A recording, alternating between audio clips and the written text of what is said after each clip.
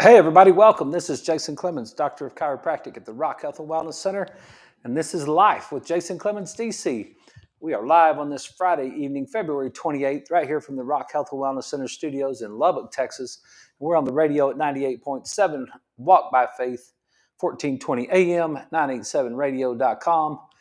We're all over the place. We're at your Facebook pages, your YouTube pages, and your X. We're live and we're here and we are ready to go tonight. I hope you guys caught last night's show. It was pretty serious. We're not going to be quite that serious tonight. We're going to maybe we'll ease up just a little bit, get us into the weekend tonight, right? So last two nights in a row for you guys on the radio, it's been quite intense and got into pneumonia and got into immune system function and overreactive immune system function. And I think with what's going on in the world today, especially out in West Texas, it's probably a good idea that we understand immune system. So that's what we did last night. Hope you guys enjoyed it. If you missed it, go back and catch us on our Facebook page. You can go to the Rock Health and Wellness Center's Facebook page. You can catch us on YouTube at Health from the Rock, or you can watch us on X at Jason Clemmons DC. And that show should be there. Appreciate the comments from people. It seemed to be, interesting to people. So, this is a wellness chiropractic office. So that's what we do. We live in wellness. We're not scared of things. We live in wellness. We're like, hey, how do you be well? What do you do to be well? And I'm coming up on one of the things you could do to be well is stop eating sugar, which is we got an anniversary coming up. So it's not a leap year or anything. Tomorrow is the first. Isn't that correct? I think that is right. Yeah, tomorrow's the first and Sunday is the second. And that marks 3 years without sugar for me. So I know you guys have heard that before. I like saying it out loud. It reminds me that I made it this far, and so it's been great so far to live without sugar. You don't need it, and it's and I was listening to a guy talk the other day. I was listening to a video of Jordan Peterson was having a conversation. Let me find his name right quick because it's disrespectful for me not to know what his name was. Dr. Benjamin Bickman, Bikman. Dr. Benjamin Bickman, smart dude, love him to death. Guy has a lot of information to tell us. He's at BYU, and he's great. And they were having a conversation, and he made this statement. He said, we crave sugar, and he said if we were all sitting around. If we were all sitting around on a Friday night together or a Saturday night, I think he said a Saturday night together. If we were all sitting around on a Saturday night together, we wouldn't crave a stick of butter. And it's kind of like, we probably wouldn't crave a stick of butter. He said we would crave something that's sugary. Like we'd want some sort of sugar something or another. And I listened to him say that, and I really don't think that's true. I don't think it's true if you ever break free from sugar. Because I don't crave sugar anymore, and I'm a guy that craved sugar for a long time. I really did. I craved donuts and cakes and Snickers bars and Reese's cups and ice cream and all of it. I just craved all that stuff. I ate it like it was going out of style.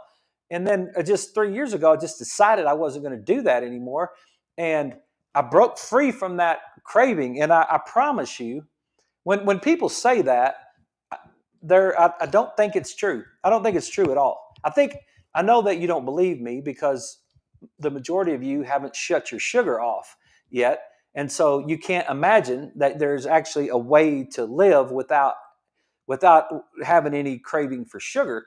But if you ever do decide to break that craving, and I'm serious, like I haven't had a piece of bread, I haven't had any rice or pasta or any of that stuff. Not a bite of it.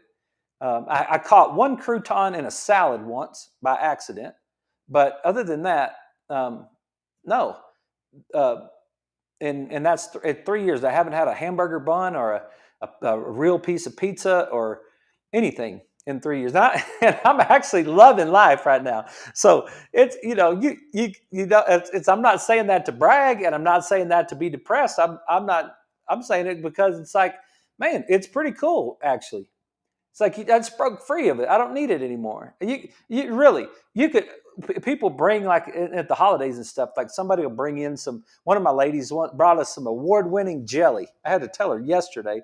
I was like, yeah, this weekend will be 3 years since I've had. That's why I didn't eat any of that jelly. And because first of all, it's all sugar, and second of all, what are you going to put it on? You're going to put it on a biscuit, right? And I don't eat biscuits, so that's done it now. So, but the point of it is, it's it's wellness. We live in wellness, and it's a fun place to live. And I know you guys are headed that way, and a lot of you guys are doing it. And so, you guys that are living in wellness, good for you. You're starting to see some of it, and it's cool. I don't live in Tylenol. I don't live in Advil. I had one of those in 25 years. I've had one Advil in 25 years. Had three antibiotics in 25 years. I just don't think of it. Like yesterday, my foot hurt. I was telling one of my patients, I did something, and I felt, that little joint that you have right on the side of your foot, kind of about halfway between your heel and your little toe. If you follow it down right there, there's a joint right there. And I needed that joint yesterday to adjust. I needed it to move. And I could feel it locked up. And I was walking around, and all day long I was kind of pushing off my foot. This was 2 days ago. And I was pushing off my foot trying to get that joint to unlock. And I could feel it, and I just couldn't get it to unlock. And I even took my shoe off at one point during the day, and I tried to adjust it myself and see if I could get it to unlock. But because it was locked up, it caused a kind of a muscle spasm around it, and then the muscles of my foot started to cramp up, and then it went kind of right across my plantar fascia, like right on the bottom across my foot. Then it went down to my heel, and then I noticed that my calf started hurting as I was going through that. And I can promise you, not one single time during that whole experience yesterday, because that happened 2 days ago, and then yesterday, man, my foot was sore as heck. I was walking around on it, and I was like, and I kept all day long, I was like, man, the foot is sore. But I never one time thought about taking a Tylenol. Not once. Not one time did I think, what can I take to make my foot quit hurting? You know what I thought? I thought, what did I do? Why is my foot not functioning properly? Like, what is the mechanism of action of my foot that's causing my foot not to function? And then I thought, how cool is it that now my calf hurts, and I was even feeling it into my thigh. And so I was like, well, we'll work it out. We'll figure it out. It'll work itself out. And that's exactly what happened. I got up this morning and came up, worked out, got a 30-minute workout in, and I haven't felt my foot all day. I didn't even remember it before I even started telling this story tonight. So, this morning I listened to the health department give their talk about the measles that's going on. And I feel bad for them, because the only thing they got for you is just get vaccinated. That's what they just say about 1,000 times. Just get vaccinated. That's a solve the measles problem. One time they asked them, what about vitamin A? And then they said, well, you got to be really careful. And there were it's really old studies, and you really got to be careful about vitamin A. And plus, if you overdose on vitamin A, it's dangerous. It's not unconsequential to take vitamin A. And I thought to myself, you didn't say anything about what might happen what are there any negative side effects to the vaccine? Or is there any other thing that maybe a person could do if they didn't want to take the vaccine, right? And I thought about that all day long, and we're not on opposite sides. The health department and the wellness people, we're all just trying to help people live well. That's it. But in our world, we just got other stuff. We just have more more things to offer than a vaccine. That's it. It's like, here's your drugs or surgery. If you don't have drugs or surgery, what are they going to offer you? Right?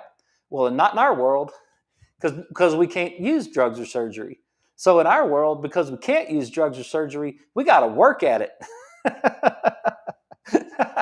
If we're going to keep people from dying, we got to work at it. If we're going to reverse negative cognitive decline, we got to work at it. If we're going to keep you from having cancer, we got to work at it, right? It's like, and I'm telling you, it's really fun to work at it. Like it's a blast. It's a great job to get after it. It's competitive. It's never ending. It doesn't matter how much you learn. There's always more stuff to learn. And so there's a lot of stuff we could do. So tonight, what I want to talk about is some of that stuff. And I want to talk about it from a chiropractic standpoint. And I just want to share some of that stuff with you. Because last night what we were saying that it's an overactive immune response that's responsible for a lot of the detrimental effects that we have with our health. Right? It's an overactive immune response. And we used MS a lot yesterday. And I know you're thinking to yourself, or you might be thinking to yourself, because I don't know what you're thinking, but you might be thinking to yourself, wait a minute, multiple sclerosis? Is that what he keeps saying? He keeps saying Lou Gehrig's disease, ALS. He's using those examples when he's talking about overactive immune responses. And I definitely am. That's exactly what I'm saying. I'm saying that those things didn't just show up out of the blue, out of nowhere. They showed up, and there was an immune response happening somewhere, and that if we could have dampened that immune response, we might not have ended up with the damage of the immune response. That's really the point that I'm talking about. It's the end result of the damage.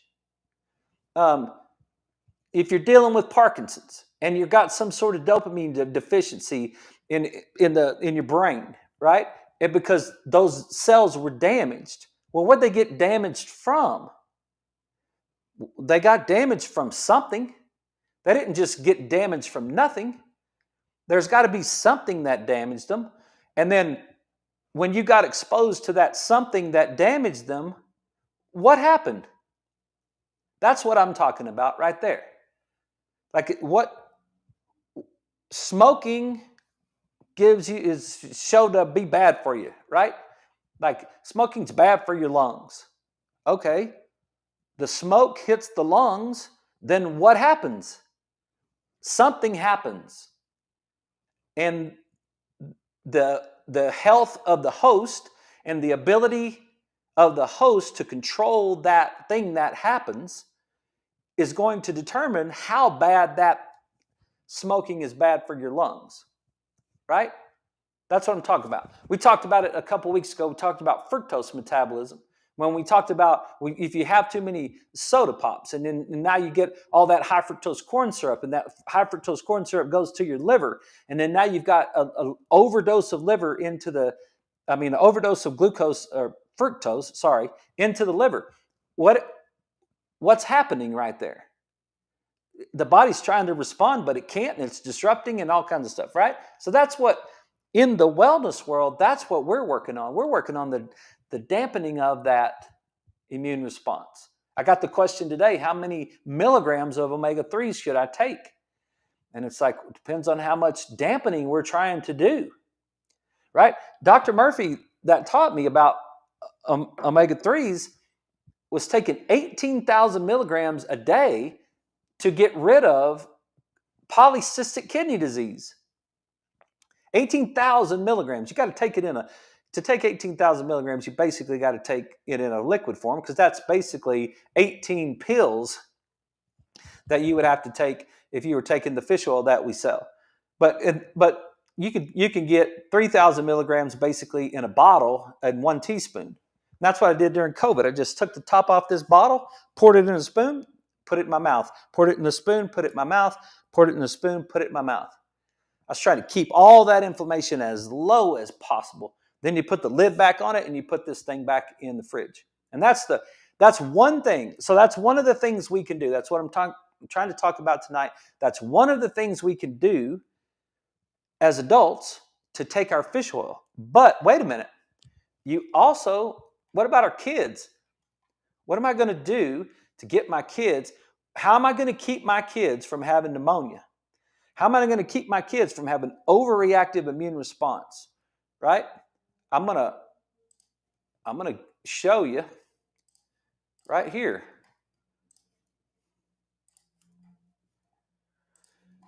If I can. Keep hitting the wrong button. Hang on one sec.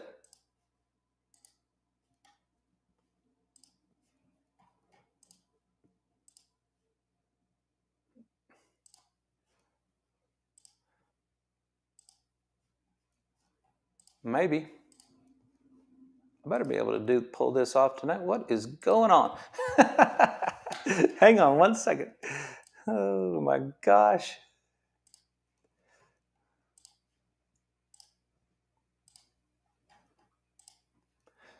You know, it's like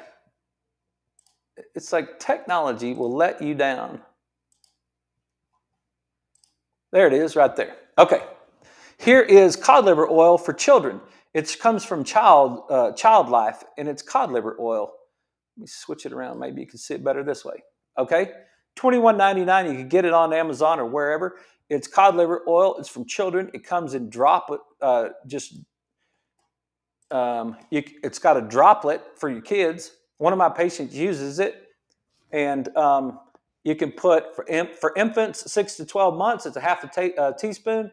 For children 1 to 3 years, it's 1 teaspoon. What are you getting out of that? You're getting DHA is 550 milligrams, and you're getting EPA at 400 milligrams. So you're getting 400 milligrams in a 2-year-old or a 3-year-old. That's dampening that immune response. Keeping that flame low. That's one of the things that you can do is keep that flame low right there. It's like, yes, your 2-year-old. Just take a droplet, put it in their mouth. It's got strawberry, I think is what it is, right? It's like, yeah, I asked my patient to send me a picture of it because I asked her when she came in and got adjusted this morning. I said, hey, she's taking her fish oil and her vitamin D, right? She said, oh, yeah, she is. I said, and you're getting the fish oil so this afternoon, I said, hey, send me a picture of that. And then I said, where'd you get the fish oil? And she got it over at Nature's Tonic. She went over and saw Brett here in Lubbock, went over to Nature's Tonic and got the cod liver oil. That's Child Life. I just looked it up. That's where I got these pictures from. I just searched it, Child Life cod liver oil, and natural strawberry flavor, it says right there, and that's what it's given us. It's given us 550 DHA. In the kids, you want it to have a different, you want the DHA higher than the EPA in the kids. In the adults, you want the EPA to be twice as much as the DHA. But the DHA in the kids, because it's building brain synapses. So your brain needs that DHA and then the EPA. So that's just one thing you can do, right? So I just thought I'd show you that because you're just like, okay, what am I going to do? How am I going to keep my child's inflammation down, right? I'm going to keep them away from corn syrup, which means I'm going to keep them away from soda. I'm not going to give them a Sprite. I'm not going to do that. Look at the ingredients of Sprite, right? Just go on the back of it, and carbonated water, high fructose corn syrup. And then there's 24 grams of added sugar in this little bitty Sprite can right here, right? So it's high fructose corn syrup. Corn is an omega-6. Omega-6 goes to arachidonic acid, which goes to prostaglandin E2. You're inflaming your child when you feed them this stuff, right? We're going to stay away from corn syrup. We're going to look at all of those things that are. Look at your log cabin syrup. You say, well, I'm just going to feed them pancakes for breakfast. So you're going to feed them refined carbohydrates. You're going to feed them refined flour in your Bisquick or whatever, and then you're going to put log cabin syrup. That's what I grew up on. I know it. We've purchased 150 bottles of log cabin syrup, 1,000 bottles. I don't know how many of it. Go look on the back of it, see what it says, high fructose corn syrup. Go look at all of those brands. You're going to get, what are you going to get? You're going to get high fructose corn syrup. So think about the way we used to live. I mean, back in the day, right? It's like get up in the morning and have Frosted Flakes for breakfast. Thanks for the sound good there, Val. You get in the morning, like we'd have Frosted Flakes for breakfast, corn covered in sugar, right? And then we'd go to lunch and have Burger King or pizza or like whatever refined carbohydrate thing and Coke. We'd have a Coke for lunch. We'd have a candy bar in our lunch. We'd have a cookie in our lunch. We got more we got more corn syrup. We got more inflammation. We got more stuff. We got, get to be 14, 15 years old. You got acne all over your face. Like you got pimples everywhere because you got all this inflammation trying to escape from your body, right? It's like we'd eat pizzas and spaghetti and all that stuff. It's just like lots of it. But we don't have to do that anymore. It's 2025. We got way too much knowledge. We don't have to do that anymore. We can work on those things. We can eat our vegetables. We can eat our grass-fed meat. We can eat our berries. We can live perfectly like that. So far, 3 years, I've lived perfectly just like that. So want to encourage you. All right, so let's move on. You can go get your cod liver oil. If you live in Lubbock, you could go talk to Brett. He's great over at Nature's Tonic. All right. Now, this is just a fun thing right here. Don't get mad at me. I know we're on a Christian radio station, and I'm a Jesus guy, so don't get mad at me if about this one right here. But I just typed in beforehand, before we started, how old are fish?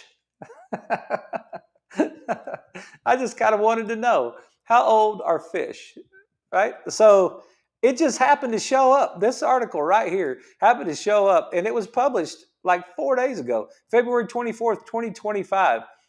It was published in whatever that is, physics.org, I guess. I don't know what that is, but here it is.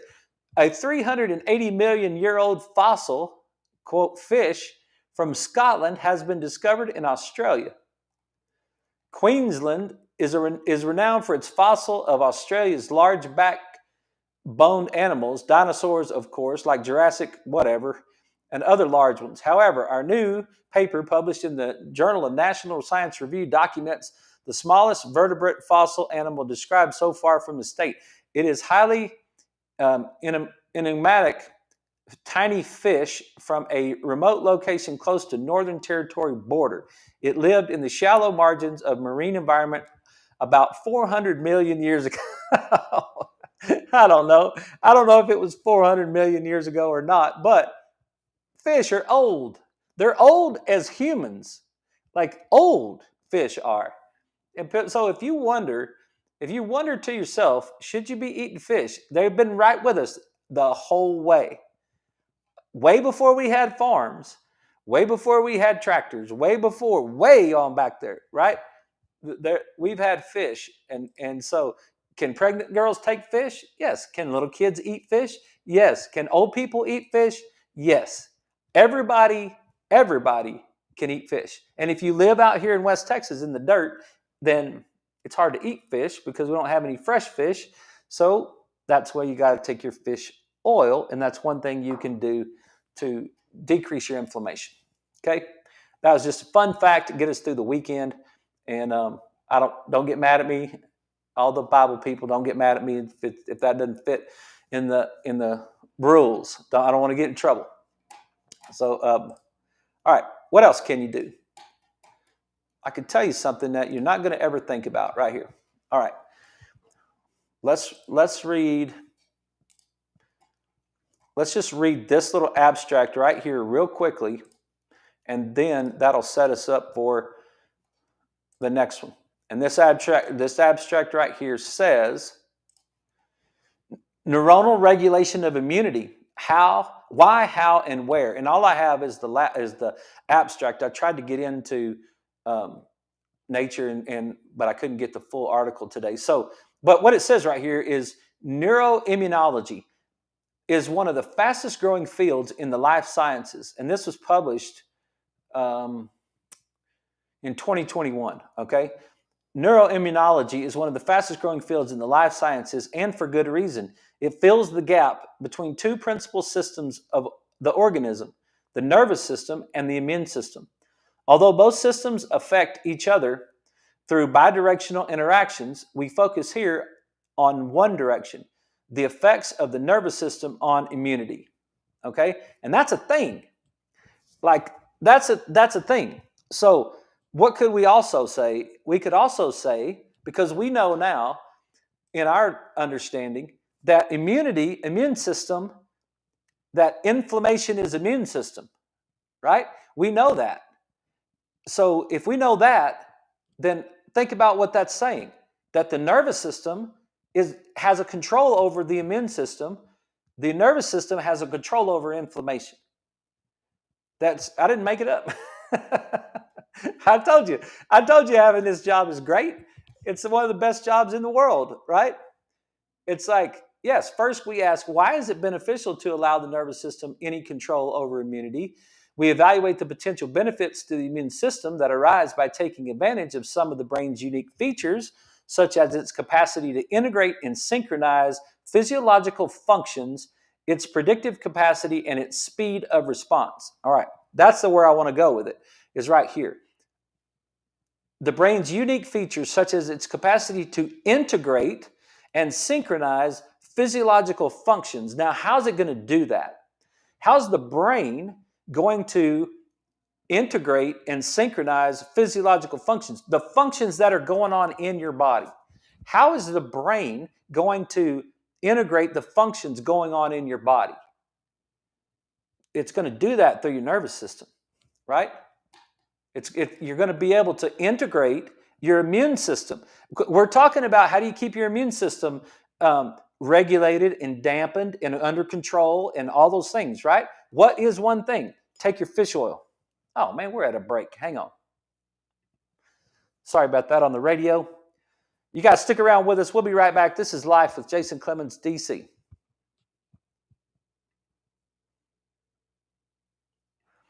Okay, we're going to keep going, and they'll catch up to us after the break. But how you going to? We're talking about controlling our overreactive immune response. That's what we talked about last night. And now what I just showed you is fish oil. Another thing that we know does that is exercise. Another thing that we know does that is sleep. Right? Those are all things that are vitally important. One of my super fit guy that does 240 sit-ups and 100 push-ups 3 times a week, and he's 77 years old. The guy that I talked to you about that's all like is buff when he comes in here. He went and got his yearly checkup. His doctor said, your blood pressure is just a little high. And he said, one of the things I want you to do is, he says, cut out your salt. And the other thing is, he said, I want you to get more sleep. And he's like, okay, because he kind of goes to bed late and gets up early. He's one of those guys. And so he said, I started going to bed earlier, and it's like this is really helping, right? So sleep is important. Exercise is important. Nutrition is important. But what else is important? Something that you don't think about very much is that your nervous system is controlling your immune system. Your nervous system, and if you don't believe that, real quickly, while we're waiting on the group to get back,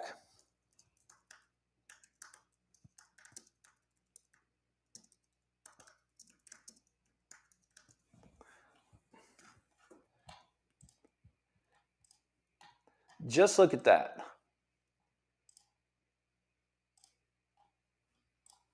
And I have lots of respect. I saw that documentary on Christopher Reeve.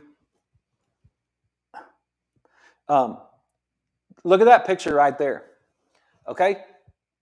I've got a lot of respect for him. He was really a good dude as far as I could tell. And so I want to be very humble and I don't want to use this as a bad example, but I wanted to share it with you right there.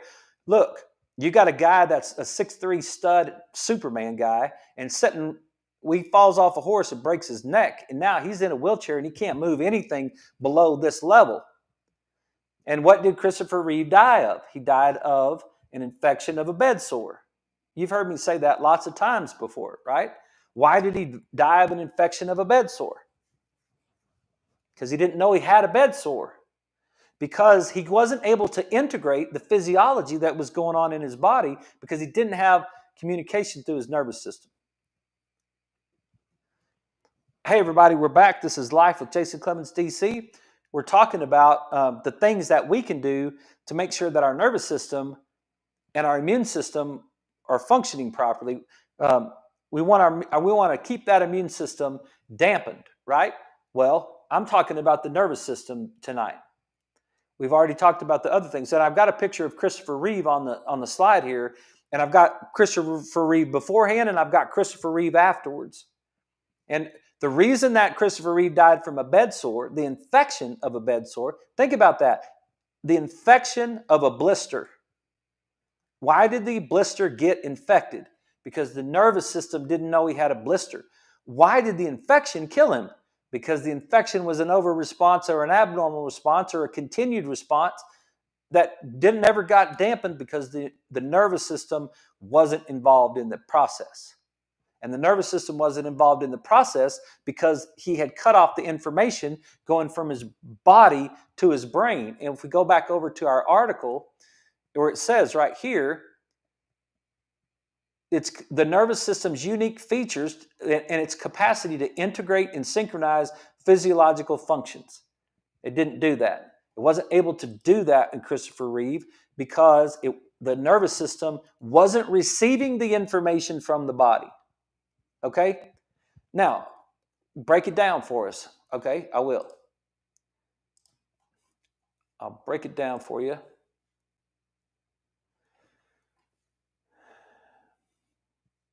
I think in this article, nope. It's not the article.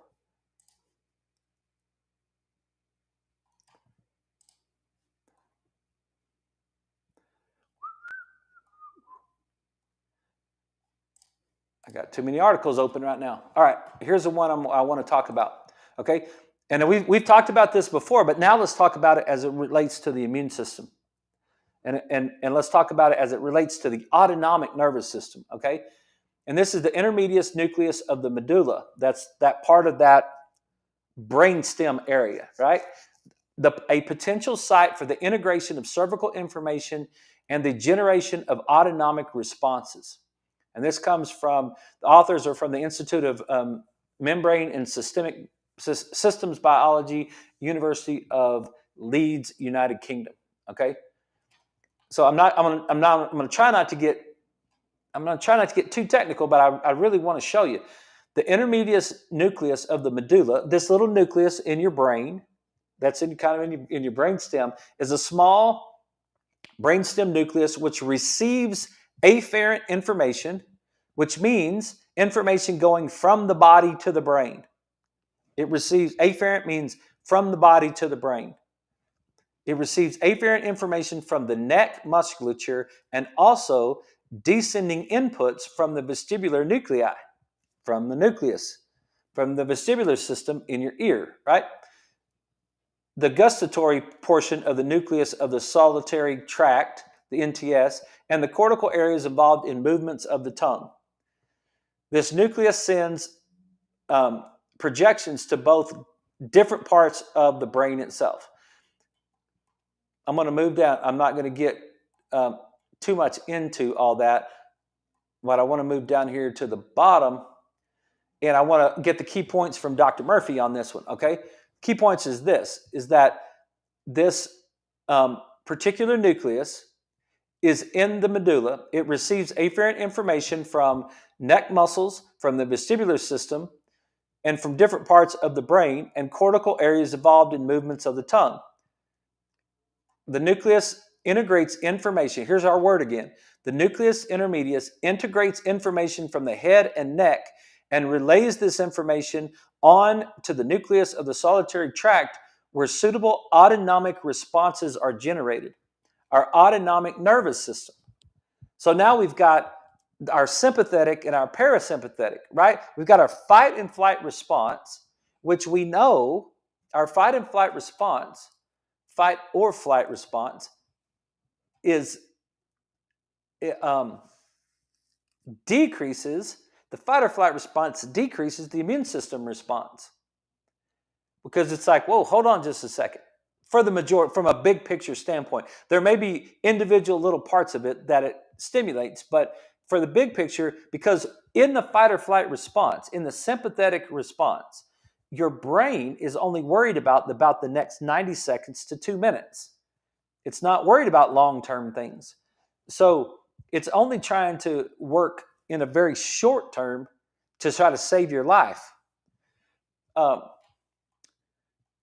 and it was, here's an aside. This is a really cool story. The other night, I didn't lock the front door to my house, and our little latch is broken, and you got to lock the front door in order for it to catch. And so at 2:30 in the morning, it just barely moved open, and it set our alarm off. And the alarm was blasting. And then Leslie she woke up and looked at me, and then she scared me worse than the alarm scared me. But Caitlin can hear the alarm from her room. And she was back there in her room, and she heard front door. And she said, I just froze. She said, I just stayed in my bed, and I just froze. I didn't know what to do.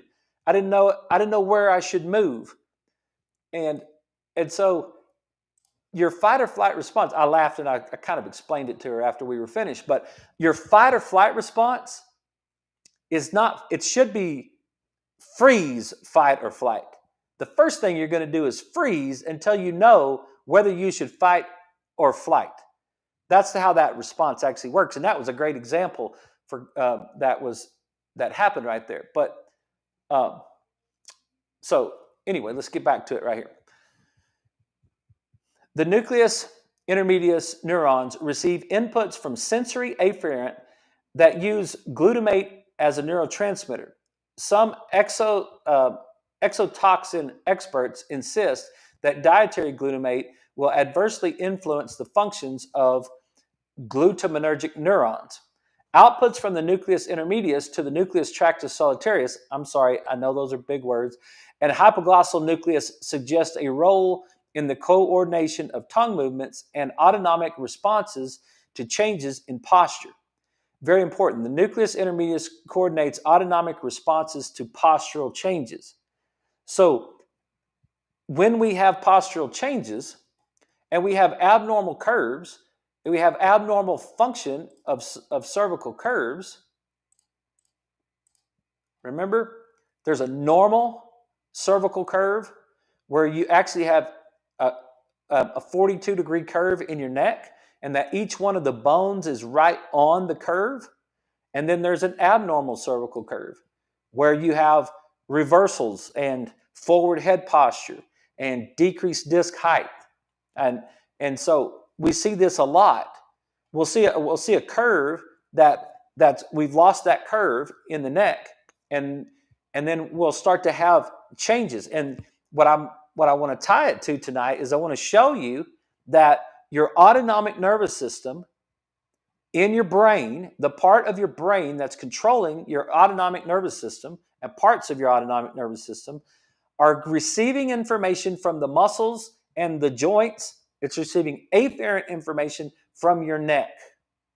And if your neck is not working properly, if your head is forward, if you're in a reverse curve situation, if you've got degeneration in your neck, then you are losing afferent information into the brain.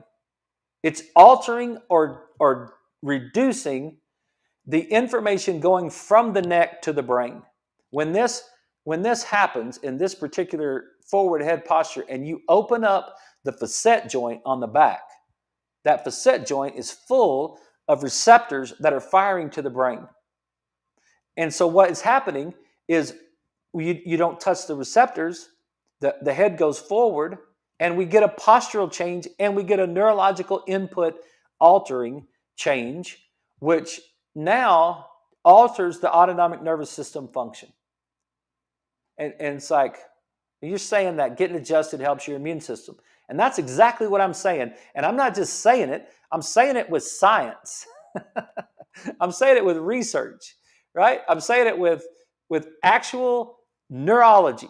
It's not just like, and that's what I say. Look, it's not my fault I have the luckiest job in the world. It's not my fault that the nervous system controls every single cell and tissue in your body. Like, I didn't invent that, right? I just got lucky. I mean, hey, some guys sell their companies for $4.1 billion, right? Some of us just happen to have gotten shown what goes on with the cervical curve. And that's what this article is saying right here.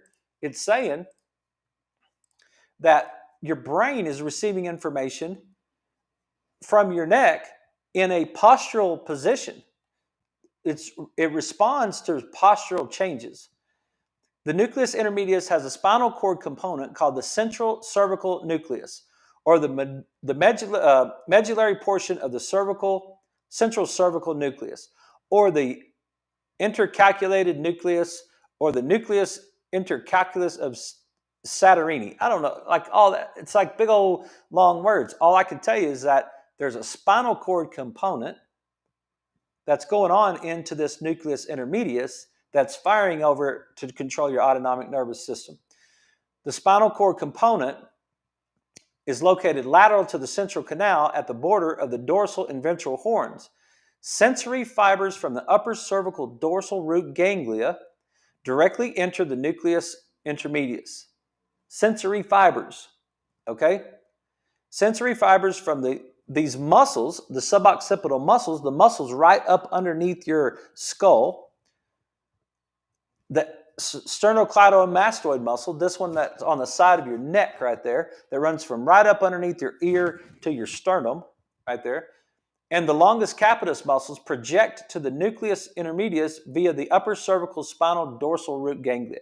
And Dr. Murphy says this is very important. The sensory projections from these muscles are mechanoreceptors and proprioceptors. Alterations in mechanical afferent input from these muscles alters the input to the nucleus intermedius, then to the nucleus tractus solitarius, and to subsequent autonomic responses. Do you get that? Let me say it again. I'm going to say the muscles. Projections from the muscles are mechanoreceptors and proprioceptors. Remember, we talked about those multiple times.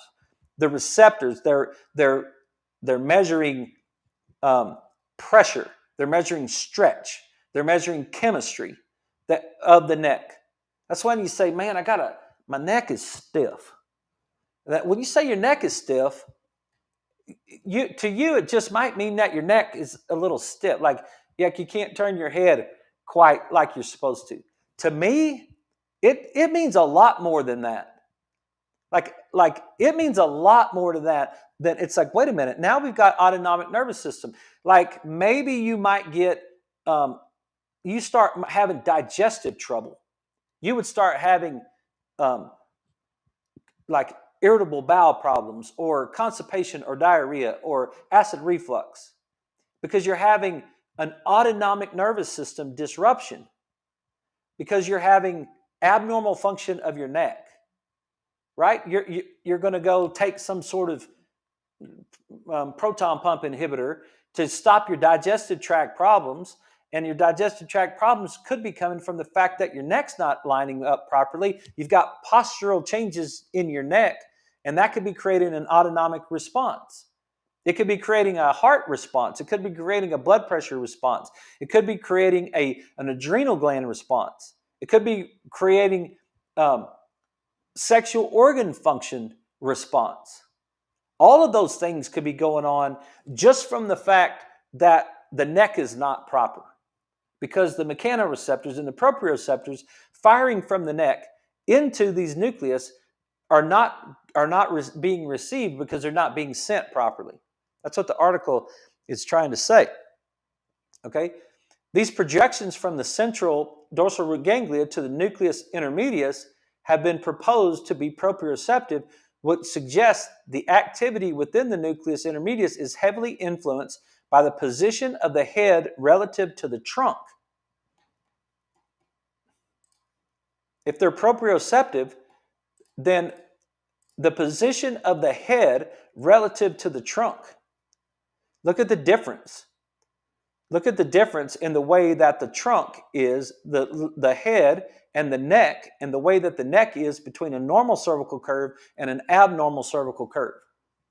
If this part of my brain is relying on proprioceptive input and my curve is completely reversed, then that part of my brain is losing data. I'm getting altered input.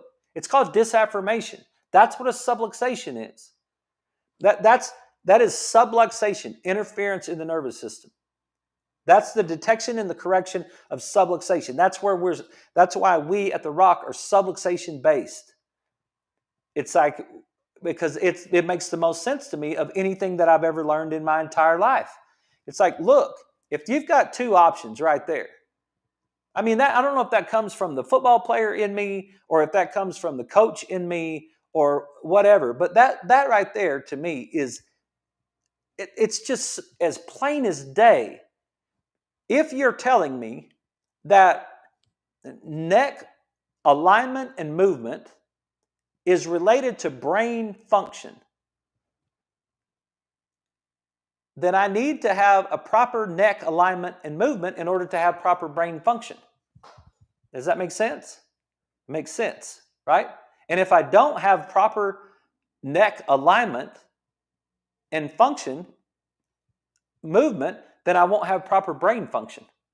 And if I don't have proper brain function, then I won't have proper autonomic nervous system function. And if I don't have proper autonomic nervous system function, then I have abnormal immune system function. Then I'm Christopher Reeve. What did Christopher Reeve do? Christopher Reeve broke his neck at C3. Here's 2, here's 3. He broke his neck at C3. He severed his spinal cord at C3. What happened to all of the information below C3? He lost it. What does that mean? He lost it into his brain. His brain wasn't receiving this information. His brain wasn't able to integrate his physiology, and he wasn't being able to keep himself healthy.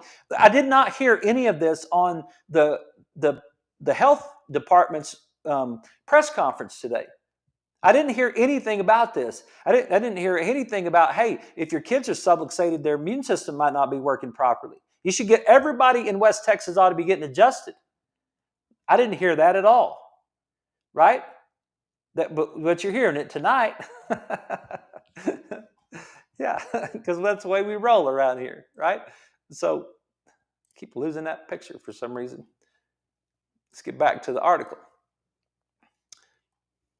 Chemical or electrical stimulation of the nucleus intermedius causes monosynaptic excitatory and inhibitory postsynaptic potentials in the nucleus. All that's saying is that those two nucleuses are connected to each other and they're talking to each other. The authors suggest that the greatest influence of this nucleus intermedius is to the autonomic circuits related to the cardiovascular system. Right? Your heart might not be working right. This intermedius, the neurons are under the influence of information arising from neck regions, in particular the dorsal neck muscles. We talked about a few, probably a month or two ago, we talked about cervical angina, chest pains coming from a reverse cervical curve. And when you reestablish the proper cervical curve, the chest pains went away. But until you established the proper cervical curve, the chest pains, you would actually go to cardiologist after test after test. You spend a whole year and thousands of dollars and get to the end of the year and it's like, I still got chest pains. Nothing's working. And then you come get adjusted and we do tractioning. You get in, and now all of a sudden you're reestablishing this afferent information into the brain from the neck, and all of a sudden you're firing those nucleuses, that nuclei, however you say that, and all of a sudden now your chest pain goes away. It's pretty cool. Innocuous mechanical stimulation of the neck of humans that does not activate the vestibular system evokes change in heart rate and blood pressure, perhaps through the nucleus intermedius.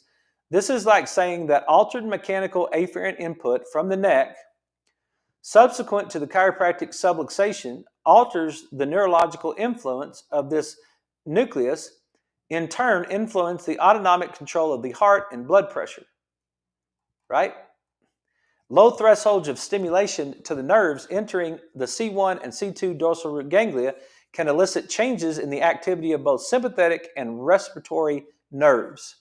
Very important. Chiropractic adjustments influence sympathetic neurology.